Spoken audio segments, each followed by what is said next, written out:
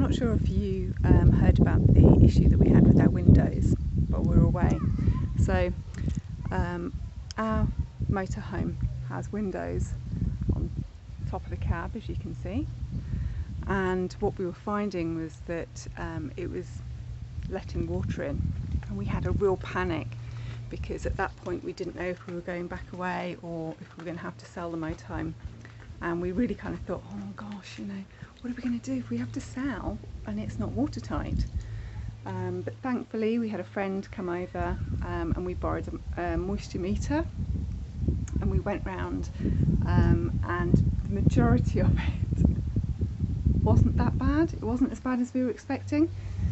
So we plucked up the courage to take the blind cassette down and have a look, and sure enough, actually inside was bone dry, and so we decided that actually it might be something else. It might not be what we thought it was.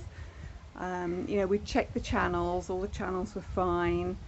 The windows have dropped slightly from the hinge, so we did wonder if it was a bit of that, but it wasn't until we started to take the window apart that we realised that the seal had completely and utterly gone. You know, it's 20 odd years old now, and so as follows is a video about how we did it.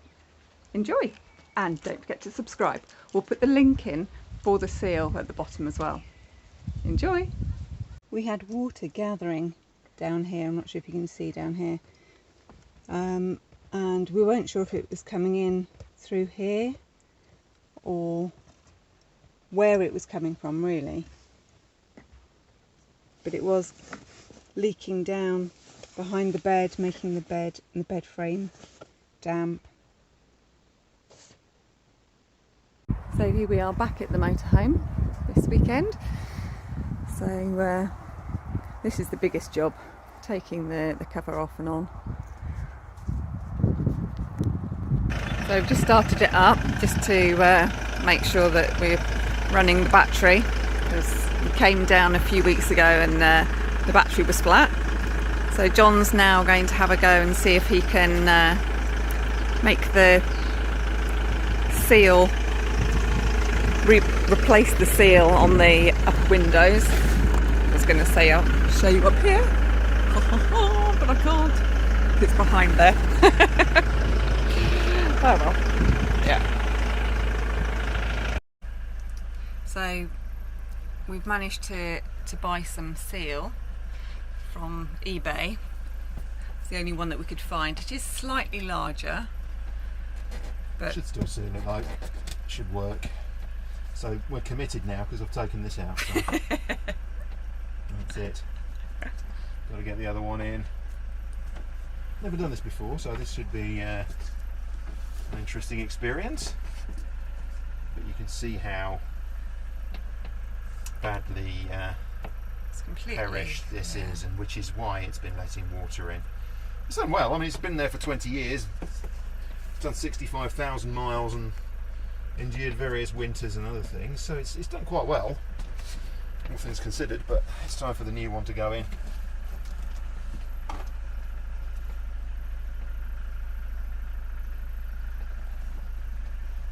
And if you're wondering why the van is running, that's because when we first came back to it after the winter, the battery was flat. And because the battery was flat, we had to get a jump start off our buddy Andrew, who owns the farm that we're parked up on. And once we got that, we wanted to make sure that the battery kept some charge in it. So every time we come up here now, we run the van for 20 minutes just to keep the battery topped up. Hopefully, in the very near future, the next few days, we'll be off. We'll be actually taking the van out of the park and on the road again. But we've got to get this done first, because if it's not done, then we're not going to be able to do it. So, got these windows done. It was sealed. It'll be interesting to see how this goes.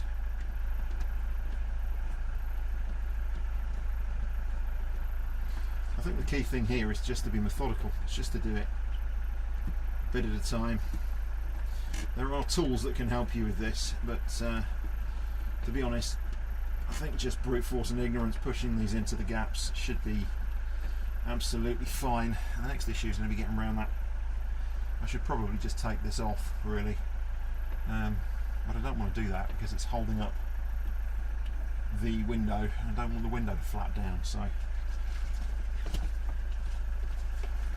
I think I'm just going to go for the threading.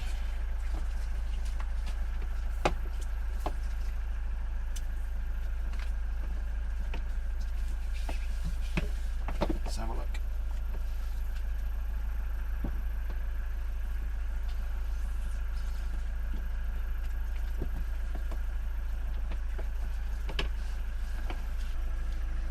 So we've managed to get it round the hinge. I'll just very briefly show you, if I can. So obviously this is the new one, and this is the old one. So you can see that this bit is a lot bigger, but we're hoping that that's just because this has been squished and in there for so long. But it's looking good. I think it is a different design, but I think that's okay. Well, this new bit was actually listed as original Heimer seal. So obviously we're in a Laika, which isn't a Heimer. But Laika are owned by Heimer, aren't they? So it's all a bit, Yeah. it's all a bit confusing. Although how long they've been owned by Heimer, I don't know.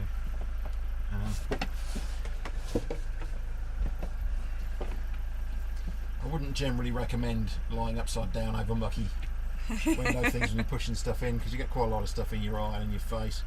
But It's quite difficult because John is 6'4" and you know. when you're as big as me, you just have to find whatever spaces you can to fit into, to be honest with you. Being on the bed above the cabin is quite a tight space. There's not the hugest amount of room in here for me.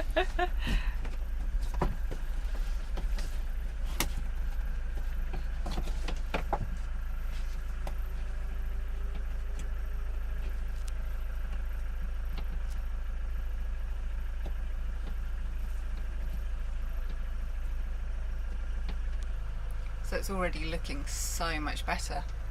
And we just hope that we can actually close the window. Let's see what happens. Well, that was much easier than I thought it was going to be.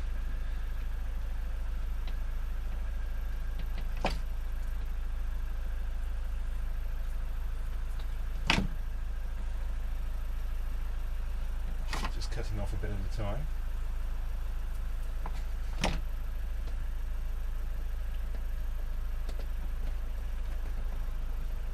Alright, how's that?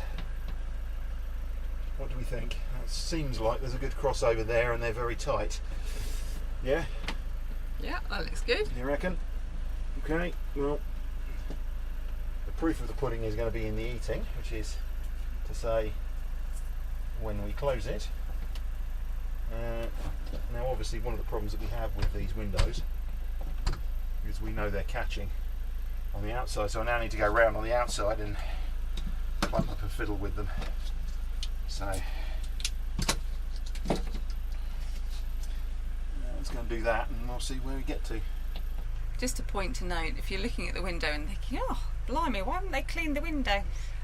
That's actually residue from the tape, because we had the windows taped up to stop the leak. So they will be cleaned once we've resolved the issue. So when we closed the windows, we noticed that the seal was just popping up and creating a gap around the latches. So we're just poking it down. I should probably be using a screwdriver for this job, by the way, rather than the scissors, but I haven't got a screwdriver up here because I've just been doing things. So alright, that should There we go. There we are. So what we've now got is a good seal on the window all the way around. And this seal at the top actually isn't pushed down either. It's pushed up. But I think given how good the seal is in various places, I think it's fine. So that's a much better seal than we had before. No question about that. And I think the chances of us getting any water in there is now very low. I might just go around with my plastic dibber. In fact, let me go and get that. Now obviously this is not a cheap fix, because the lengths of seal that we had to buy to do these windows cost us about £65, but when you work out the cost of a new window, which is several £100s, then obviously it is the better bet.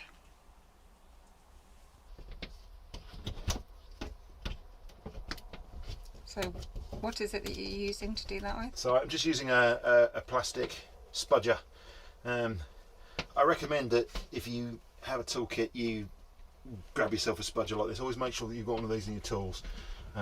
The reason it's good is because on something like this, where you've got plastic one side and you've got silicone rubber the other, the plastic of the spudger won't damage anything. And one of the big problems with things like screwdrivers, of course, is that they are metal and they will damage things. They can cause scratches and damage. So avoid that.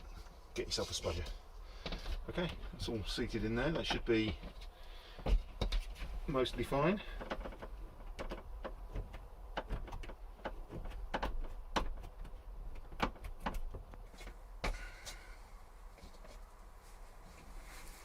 So now we just have to put the cassette back on.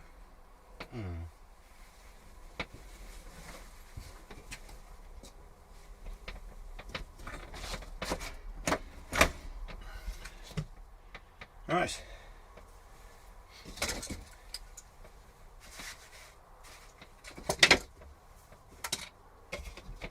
And then do the other window. Yeah. Which I'm not looking forward to as much.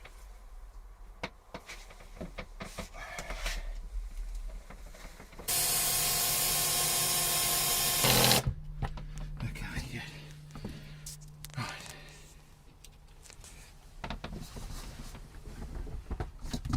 So the cassette is just literally held on with some screws, and then the caps go over the screws, and that's pretty much it. So that's it screwed back in place, and now just the caps going back on.